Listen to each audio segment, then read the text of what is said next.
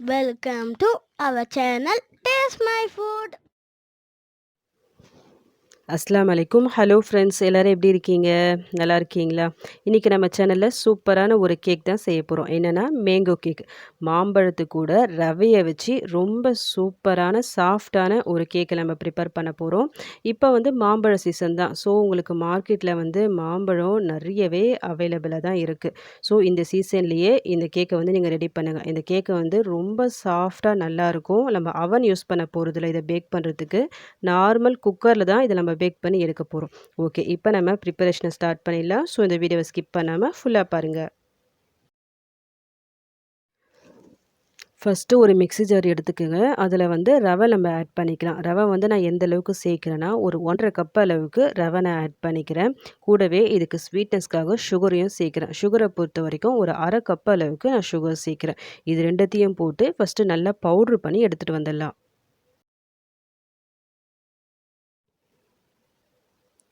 இப்போ இந்த மாதிரி பவுட்ரு பண்ணி எடுத்தாச்சு. இப்போ நெக்ஸ்ட்டு ஒரு பவுலுக்கு இது நம்ம ட்ரான்ஸ்ஃபர் பண்ணிக்கலாம். நான் இந்த கேக்கை பொறுத்த வரைக்கும் முட்டை எதுவுமே நான் சேர்க்க போகிறதில்ல. முட்டைக்கு பதிலாக நான் தயிர் தான் ஆட் பண்ண போகிறேன். தயிர் வந்து எந்த அளவுக்கு சேர்க்க போகிறேன்னா, ஒரு 1/2 கப் அளவுக்கு நான் தயிர் சேர்க்குறேன். ஒருவேளை நீங்கள் முட்டை சேர்க்குறதா இருந்தால் ஒரு 2லேருந்து 3 முட்டை வரைக்கும் நீங்கள் சேர்த்துக்கலாம். இப்போ இது கூடவே ஒரு 1/4 கப் அளவுக்கு நான் எண்ணெய் சேர்க்குறேன். இந்த எண்ணெயை பொறுத்த வரைக்கும் சன்ஃப்ளவர் ஆயில், கடலெண்ணெய், நல்லெண்ணெய் சொல்லிட்டு அந்த ஃப்ளேவர் இருக்கிற எண்ணெய் எதுவுமே நீங்கள் யூஸ் பண்ணிக்காதீங்க. இந்த ஸ்டேஜில் உங்கள் வீட்டில் பால் பவுடர் இருந்தால் ஒரு 2 டேபிள் ஸ்பூன் அளவுக்கு பால் பவுடரும் போட்டு மிக்ஸ் பண்ணிக்கலாம். ரொம்ப நல்லாயிருக்கும் டேஸ்ட் உங்களுக்கு. என்கிட்ட இல்லாத ஜஸ்ட் நான் அப்படியே மிக்ஸ் பண்ணிக்கிறேன்.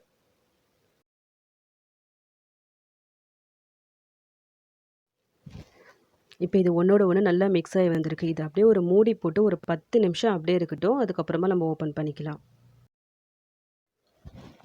இப்போ நெக்ஸ்ட்டு நம்ம ரெசிபியோட ஹீரோ இந்த மாம்பழத்தை கட் பண்ணி எடுத்துக்கலாம். நான் இந்த அளவுக்கு பெரிய சைஸ் எடுத்திருக்கேன். இதில் ஒரு மாம்பழம் நான் எடுக்கிறேன். இந்த ஸ்கின் எல்லாம் ரிமூவ் பண்ணிவிட்டு அது உள்ளே இருக்க அந்த ஃப்ளஷை மட்டும் நம்ம ஃபஸ்ட்டு எடுத்துடலாம். இந்த மாம்பழத்தை பொறுத்த வரைக்கும் நல்லா ஸ்வீட்டாக இருக்குது. ஸோ நான் ஒரு 1/2 கப் அளவுக்கு நான் ஸ்வீட்னஸ் சேர்த்துருக்கேன். ஸோ கரெக்டாக இருக்கும் ஸ்வீட்டு. ஒருவேளை அந்த மாம்பழத்தில் ஸ்வீட்னஸ் கம்மியாக இருந்துச்சுன்னா அதுக்கேற்ற மாதிரி நீங்கள் சுகரை வந்து எக்ஸ்ட்ரா போட்டுக்குங்க. இந்த மாம்பழத்தை நம்ம மிக்சியில் போட்டு அரைக்க போகிறோம். ஸோ அந்த ஃப்ளஷை மட்டும் தனியாக எடுத்து மிக்ஸி ஜாரில் போட்டுக்குங்க. ஆல்ரெடி நம்ம சேனலில் நான் கேக் ரெசிபீஸ் நிறைய போட்டிருக்கேன். Vanilla cake, honey cake, plum cake சொல்லிட்டு நிறைய கேக் நான் போட்டிருக்கேன். அதுவும் எதுவுமே நான் அவன் யூஸ் பண்ணாமல் நார்மல் குக்கரில் தான் நான் செஞ்சுருக்கேன். அந்த வீடியோலாம் பார்க்காதவங்க ப்ளீஸ் போய் செக் பண்ணி பார்த்துக்குங்க. இது வரைக்கும் நம்ம சேனலை சப்ஸ்கிரைப் பண்ணாதவங்க ப்ளீஸ் சப்ஸ்கிரைப் பண்ணிக்கிங்க. அப்படி நீங்கள் சப்ஸ்கிரைப் பண்ணும்போது பக்கத்தில் பெல் ஐக்கான் இருக்கும். அதை கிளிக் பண்ணி ஆல் சொல்லிட்டு ஒரு ஆப்ஷன் வரும். அதையும் செலக்ட் பண்ணி வச்சுக்கிங்க.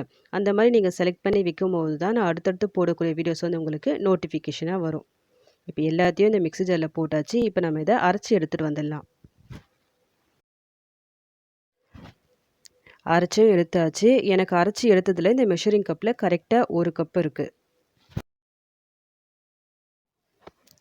ஆல்ரெடி மிக்ஸ் பண்ணி வச்சுருந்தோம்ல அந்த ரவையை, அதை வந்து ஒரு 10 நிமிஷம் கழித்து நான் ஓப்பன் பண்ணுறேன். இதில் நான் பேக்கிங் பவுடர், பேக்கிங் சோடா, கூடவே இந்த மாம்பழ பேஸ்ட்டு நான் ஆட் பண்ணுறேன். எந்த அளவுக்கு நான் சேர்க்குறேன்னா, பேக்கிங் பவுடர் வந்து ஒரு 1 ஸ்பூன் அளவுக்கு நான் சேர்க்குறேன். பேக்கிங் சோடா ஒரு 1/2 ஸ்பூன். பேக்கிங் சோடானா வேறு ஒன்றும் இல்லை, இட்லி மாவுக்குலாம் யூஸ் பண்ணுவோம்ல அப்போ சோடா, அதுதான். அது எல்லாத்தையும் போட்டு நல்லா இந்த மாதிரி மிக்ஸ் பண்ணி விட்டுக்குங்க. ஓவராக ரொம்ப மிக்ஸ் பண்ணாதீங்க, கொஞ்சம் பொறுமையாக இந்த மாதிரி நல்லா மிக்ஸ் பண்ணி விட்டுக்குங்க. இப்போ வந்து நம்ம பால் சேர்த்துக்கலாம். பால் வந்து நான் எந்த அளவுக்கு சேர்க்குறேன்னா, ஒரு 1/4 கப் அளவுக்கு நான் ஃபஸ்ட்டு எடுத்துக்கிறேன். இந்த பாலை பொறுத்த வரைக்கும் ஆல்ரெடி காய்ச்சி நல்லா ஆறின பால் இது. ஒரே டைமாக ஃபுல்லாக சேர்க்க வேணாம், கொஞ்சம் கொஞ்சமாக சேர்த்து நல்லா மிக்ஸ் பண்ணி விட்டுக்குங்க. ரொம்ப ஓவர் மிக்ஸ் பண்ணிடாதீங்க, கேக் ஹார்ட் ஆகிடும். இந்த மாதிரி கொஞ்சம் மெதுவாக ஸ்லோவாக நல்லா மிக்ஸ் பண்ணி விட்டுக்குங்க. கொஞ்சம் கொஞ்சமாக பால் சேர்த்து எந்த லம்ஸும் இல்லாமல் மிக்ஸ் பண்ணி விட்டுக்குங்க. நான் போட்ட இந்த மெஷர்மெண்ட் படி எனக்கு கரெக்டாக ஒரு 1/4 கப் அளவுக்கு பால் வந்து கரெக்டாக இருந்தது. இப்போ அந்த 1/4 கப்பு பால் நான் ஃபுல்லாகவே ஆட் பண்ணிவிட்டேன். இப்போ நல்லா மிக்ஸ் பண்ணி விட்டுக்கிறேன். நெக்ஸ்ட்டு இந்த கேக்கில் வந்து நான் கொஞ்சமாக டியூட்டி ஃப்ரூட்டியை ஆட் பண்ண போகிறேன். இது உங்கள் வீட்டில் இருந்தால் சேர்த்துக்குங்க, இல்லைனா ஸ்கிப் பண்ணிக்கிங்க. நான் ஒரு 1/4 கப் அளவுக்கு டியூட்டி ஃப்ரூட்டி சேர்த்துக்கிறேன். கூடவே ஒரு டேபிள் ஸ்பூன் அளவுக்கு மாவு சேர்த்துக்கிறேன். இந்த மாவு பொறுத்த வரைக்கும் கார்ன்ஃப்ளவர், கோதுமை மாவு, மைதா மாவு எது வேணாலும் நீங்கள் சேர்த்துக்கலாம். இது சேர்த்து மிக்ஸ் பண்ணி வச்சுக்கிங்க. இப்போ இது கூடவே டியூட்டி ஃப்ரூட்டியை நம்ம ஆட் பண்ணிக்கலாம். நம்ம டியூட்டி ஃப்ரூட்டி கூட எதுக்காக இந்த மாதிரி மாவு சேர்த்து இதில் சேர்க்குறோன்னா, நீங்கள் டைரெக்டாக அப்படியே சேர்த்துட்டிங்கன்னா கேக் பேக் பண்ணி எடுக்கும்போது எல்லா டியூட்டி ஃப்ரூட்டியும் அடியில் போய் தங்கிடும். உங்களுக்கு ஃபுல்லாக அடியில் கீழே போய் தங்கிடும். அப்போ கலர் வந்து உங்களுக்கு லைட்டாக சேஞ்ச் ஆகிடும். இப்போ இந்த மாதிரி நீங்கள் ஒரு மாவு கூட சேர்த்து மிக்ஸ் பண்ணும்போது அந்த மாதிரி ஆகாது. கரெக்டாக உங்களுக்கு நல்லா வரும் கலர்ஃபுல்லாக. ஓகே. இது எல்லாத்தையும் நல்லா மிக்ஸ் பண்ணி எடுத்தாச்சு. இதோட கன்சிஸ்டன்சி பார்த்துக்குங்க. இந்த மாரி இருக்கணும். அதுக்கேத்த மாரி நீங்க பால் வந்து சேர்த்து மிக்ஸ் பண்ணி எடுத்துக்குங்க. இப்ப நம்மளுக்கு கேக் பேட்டர் ரெடி ஆயிடுச்சு. நெக்ஸ்ட் இப்ப நம்ம இத பேக் பண்ணி எடுத்துடலாம். வழக்கம் போல நம்ம கேக்க குக்கர்ல தான் செய்ய போறோம். நான் ஆல்ரெடி குக்கர்ல கொஞ்சம் எண்ணெய் போட்டு நல்லா கிரீஸ் பண்ணி வச்சிருக்கேன். அதுக்கு மேல கொஞ்சம் கார்ன்ஃப்ளவர் இல்ல மைதா இல்லன்னா கோதுமை மாவு எது வேணாலும் போட்டுக்கலாம். மாவு போட்டு இந்த மாரி சுத்தி நல்லா டஸ்ட் பண்ணி விட்டுருங்க. இப்போ வந்து இந்த ரெடி பண்ணி வச்சிருந்தோம்ல இந்த பேட்டர அத வந்து இதில ஃபுல்லா ஊத்திட்டு, ஒரு 5 நிமிஷம் நல்லா டேப் பண்ணி விடுங்க. இந்த மாரி நல்லா டேப் பண்ணணும். ஒரு 5 நிமிஷம் விடாம டேப் பண்ணி விடுங்க. இந்த மாரி நீங்க செய்யும்போது நடுவுல ஏதாவது ஏர் பபிள்ஸ் ஃபார்ம் ஆயிருந்தா அது எல்லாமே ரிலீஸ் ஆயிட்டு ஈவனா வரும் உங்களுக்கு. இப்ப இந்த குக்கருக்கு அதுக்கேத்த சைஸ்ல மூடுறதுக்கு உங்ககிட்ட ஏதாவது பிளேட் இருந்துச்சுன்னா, அத வச்சு க்ளோஸ் பண்ணி கூட நீங்க பேக் பண்ணி எடுக்கலாம். அப்படி இல்லன்னா நார்மலா இந்த குக்கர் மூடி வச்சும் பேக் பண்ணி எடுக்கலாம். பட் விசில் மட்டும் போட்றாதீங்க. கேஸ்கெட் வந்து போட்டா போடலாம், இல்லன்னா விட்டுடலாம். நான் வந்து போடல. ஜஸ்ட் அப்படியே க்ளோஸ் பண்ணிக்கிறேன்.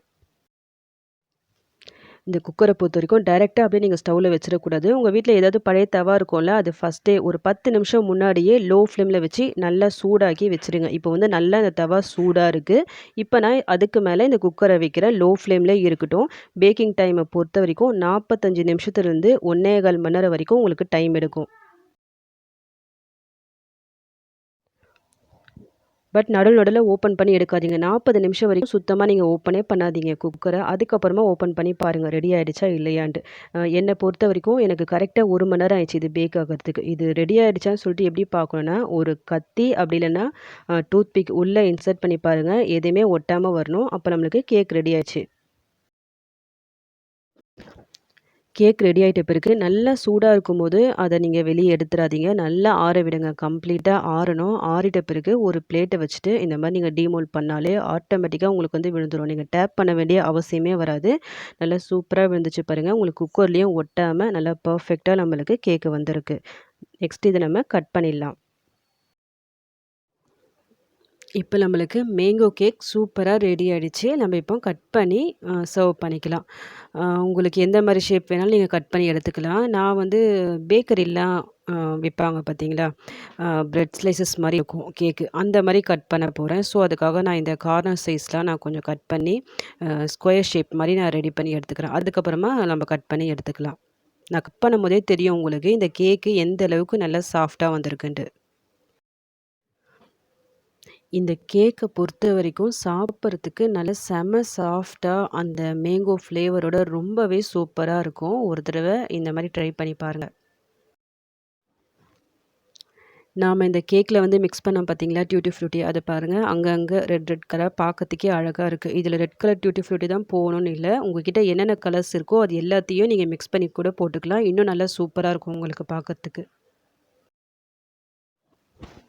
அவ்வளோதான். இப்ப நம்மளுக்கு மேங்கோ கேக் ரெடி ஆயிடுச்சு. கட் பண்ணி சாப்பிட வேண்டியது தான்.